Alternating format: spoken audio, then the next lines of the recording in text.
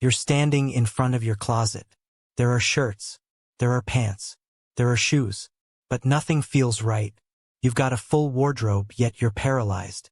The real question is not what you should wear today. The real question is, what did your ancestors actually wear? And the answer is far stranger than you think. You probably imagine furry pelts draped over cavemen shoulders. Maybe a crude leather loincloth. Something rough and primitive. But that image is almost entirely wrong. The truth is buried deep in your DNA, in the guts of ancient lice, and in the dirt of caves you've never heard of. And once you see it, you'll never look at your genes the same way again. Let's start with the hard evidence. Clothing rots. Skin decays. Fabric dissolves. So how do archaeologists possibly know what people wore 100,000 years ago? They don't look at the clothes. They look at the tools. Bone needles. Awls. Scrapers. These objects survive. And the oldest known sewing needle is about 50,000 years old. That needle tells you one thing immediately: your ancestors were tailoring. They weren't just draping dead animals over their bodies. They were measuring, cutting, stitching. They made fitted garments. But that's only half the story. To go deeper, you have to follow the lice. Yes, lice. In 2003, a geneticist named Ralph Kittler and his team published a paper that changed how we date clothing. They studied the DNA of human body lice. Body lice are different from head lice because they live in clothing, not in hair. And here's the killer fact. Body lice evolved from head lice only after humans started wearing clothes regularly. Kittler's team calculated that divergence point. They ran the molecular clock.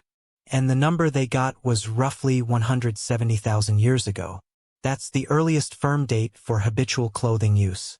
So your ancestors have been wearing clothes for at least 170,000 years. That's 170,000 years of picking out what to put on your back.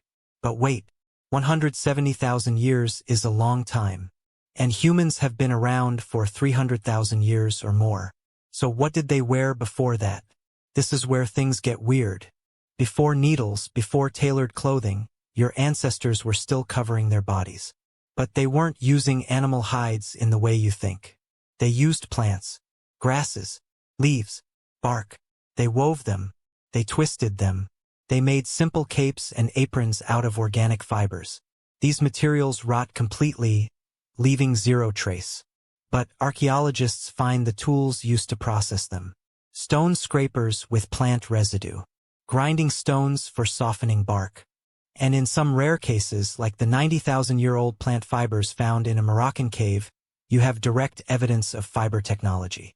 They were making string. And string leads to fabric. Now you're probably picturing a primitive loincloth. But that's your modern bias talking. Your ancestors didn't think about clothing the way you do. They didn't have fashion. They didn't have trends. They didn't have seasons in the way you have seasons. They had one overriding concern: survival. Warmth was primary. But equally important was protection from the sun, from insects, from sharp vegetation. And here's a twist you didn't see coming. They often wore more clothing during the day than at night. Why? Because insects and sun don't sleep.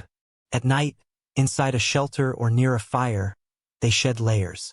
So your ancient ancestor probably slept naked under an animal skin blanket and dressed up for the daytime. But let's get specific. What did a typical outfit look like 50,000 years ago? Imagine a tunic.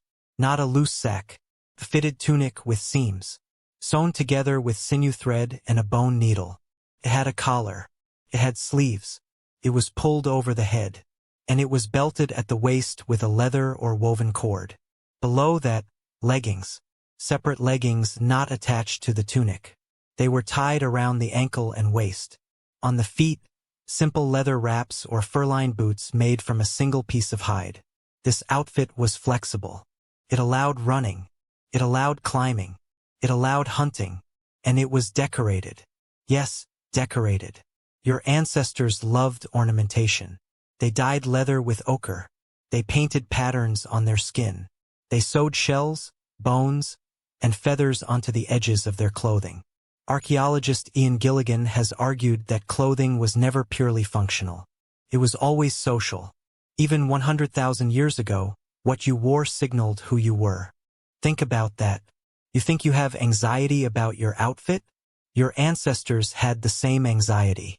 But for them, it was life or death. If you wore the wrong marking, you could be mistaken for an enemy. If you wore the wrong animal pelt, you could offend the spirits. Clothing was identity. It was status. It was group belonging. And the most important piece of clothing was the one you couldn't see. The layer of body paint, ochre mixed with fat, applied to the skin in stripes, dots, or geometric shapes. This paint was protective. It repelled insects. It blocked UV radiation, healed wounds. But it was also a signal. It said, I belong here. I am this group. Do not mess with me. Now let's jump forward to the last ice age. 20,000 years ago, the climate was brutal. Temperatures dropped. Your ancestors had to adapt fast. And they did. They invented the first real parka. Not the puffy jacket, you know. A parka made from multiple animal skins layered together. The inner layer had the fur facing inward. The outer layer had the fur facing outward. This created a dead air space that trapped body heat. It's the exact same principle as your modern down jacket. They also invented goggles. Not sunglasses. Goggles carved from wood or bone with narrow slits. They blocked snow glare. They prevented snow blindness. And they decorated them with geometric carvings. So your ancestor looked like a futuristic snow warrior while hunting reindeer on the tundra. But here's the counterintuitive twist. For most of human history, your ancestors wore far fewer clothes than you imagine. In tropical regions, they wore almost nothing. A waist string, a small apron, and massive amounts of body paint. The paint was the clothes. And in some cultures, nudity was the norm until puberty or until marriage. The idea that nakedness is shameful is a recent invention. It's a cultural construct, not a biological one. Your Paleolithic ancestor would think your obsession with modesty is bizarre. They'd laugh at your underwear. They'd ask why you cover your chest when it's 35 degrees outside. They'd wonder why you feel embarrassed about what nature gave you. Now you need to meet Elizabeth Whalen Barber. She was a textile historian who wrote the book Women's Work, the first 20,000 years. She studied ancient looms, weaves, and fabrics.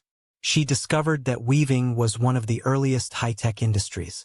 Women spun thread using spindle whorls. They wove cloth using backstrap looms. They created patterns so complex that modern weavers can't replicate them without computer assistance. And they did this 25,000 years ago. So your ancestors' outfit might have been finely woven linen or nettle fiber fabric. Soft, breathable, durable. It wasn't all rough hide. It was sophisticated. Let's talk about the materials they used. The most common animal skin was deer, but they used bear, bison, rabbit, fox, and even bird skins. They used every part of the animal. The sinew for thread, the bones for needles, the teeth for buttons or pendants, the bladder for waterproof containers. Nothing went to waste. And they tanned the hides using brains, smoke, or plant tannins. This produced soft, supple leather. Not stiff and coarse. They knew how to make it water repellent. They knew how to make it warm. They knew how to make it last for years. And you know what they didn't wear? Cotton. Cotton was domesticated only 5,000 years ago. Wool? Domesticated only 10,000 years ago. Silk? Even later. So for over 95% of human history, your ancestors wore animal hides, plant fibers, and bark cloth. That's it. That's the entire wardrobe of the human species for most of its existence. Yet they survived. They thrived. They colonized every continent. All while wearing a tunic and leggings. Now bring it back to you. You wake up. You open your closet. You see 100 choices. You feel overwhelmed. But your brain is still running on ancient software. You're not choosing for style. You're choosing for survival. You're asking, will this keep me warm? Will this protect me from the elements? Will this signal my status to my tribe? Will this attract a mate? Your ancestors asked the exact same questions. The difference is they had 3 outfits. You have 30. They made each piece by hand over weeks. You buy yours in an hour. They repaired and patched until the fabric fell apart. You throw things away after one season. Your ancestors also had a relationship with their clothing that you've lost. They named their garments. They treated them as companions. They believed the animal spirit lived on in the hide. So wearing a bear coat meant you carried the bear's courage. Wearing a wolf pelt meant you carried the wolf's cunning. You don't think about your jacket that way. You think about the brand, the price tag, the Instagram likes. But your brain craves that meaning, that connection, that symbolic weight. That's why you feel a little thrill when you put on a vintage leather jacket. That's why you feel powerful in a tailored suit. You're tapping into an ancient part of yourself that believes clothing holds power. So what did ancient humans actually wear? They wore who they were. They wore their environment. They wore their skills. They wore their community. They wore their beliefs. They wore their survival. And in many ways, you're doing the same thing right now. The only difference is the cut. Tonight, when you open your closet and stare at all those choices, remember this. You are not that different from a hunter-gatherer standing at dawn, picking which hide to wrap around their shoulders. You are still asking the same question. What will this say about me? What will this do for me? Who will I be today? And the strangest truth of all? Your ancestors would recognize your struggle immediately. They'd see your closet and shake their heads. Not because they don't understand, but because they know you have too many choices and not enough meaning. So choose wisely, but choose fast, because the sun is rising, and there is a whole world waiting out there, and it doesn't care what you're wearing. It only cares that you showed up.